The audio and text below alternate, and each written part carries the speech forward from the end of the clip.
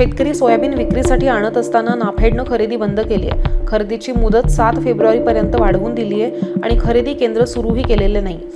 2 lakh quintal soybean शेतकऱ्यांच्या घरात आहे. खासगीत कमी भाव आहे. नाफेडच्या केंद्रावरती 4,800चा भाव मिळतोय आणि शेतकऱ्यांनी नोंदणी केली आहे. पण 3 दिवसात सोयाबीन कशी खरेदी करणार हा प्रश्न आहे. त्यामुळे शेतकरी संकटात सापडलाय. आधीच सोयाबीनचं उत्पन्न कमी झालंय आणि त्यातनं लागवड करण्यात आलेला खर्च निघत नाहीये.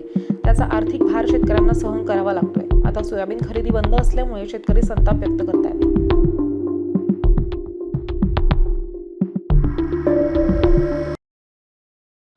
सोयाबीन खरेदीसाठी हमी केंद्राची मुदत शासनाने 6 फेब्रुवारीपर्यंत वाढवून दिलेली आहे. पण अद्यापही 2 लाख क्विंटल सोयाबीन शेतकऱ्यांच्या घरात पडून आहे. शेतकऱ्यांना विचार आलेला आहे की आपलं सोयाबीन 4 दिवसात खरेदी केंद्रावर कसं खरेदी केल्या जाईल हा प्रश्न शेतकऱ्यांना उद्भवलेला आहे. शेतकरी हा संकटात सापडलेला आहे. खुल्या बाजारात सोयाबीनची किंमत 3804,000 असल्यामुळे शेतकऱ्यांनी ऑनलाईन नोंदणी करून ठेवलेली आहे की आपलं सोयाबीन 4851 रुपयात हमी केंद्रावर घेतल्या जाईल. पण 4 दिवसात सोयाबीन खरेदी केंद्रावर कसं घेतल्या जाईल, कारण की एवढी यंत्रणा सरकारजवळ नाही की 4 दिवसात 2 लाख क्विंटल सोयाबीन शेतकऱ्यांचं खरेदी केंद्रावर घेतल्या जाईल.